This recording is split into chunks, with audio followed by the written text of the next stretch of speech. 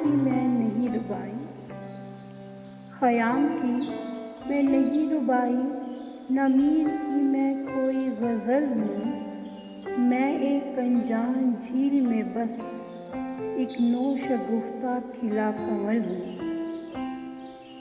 नहीं है मुझ में महकती खुशबू खिले महकते गुलाब जैसी, मगर हंसी मेरी दिलकशी है किसी उभरते शबाब जैसी। मैं पानियों पर हमेशा खिलता हूँ, मेरे खुदा की ये भी है कुदरत, जो आब ही घर बना है मेरा, मेरे खुदा की है कोई हिकमत। यहाँ वहाँ पर हैं फूल खिलते, सजाएं कितने हंसी गुलिस्तां, बहार लाऊं जहाँ खिलूं मैं, महकते मुझसे हैं ये बयाबां।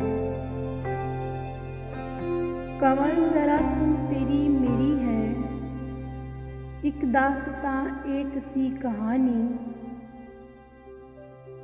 मैं पानियों में सदा हूँ रहता, है तेरी आँख में ठहरा पानी।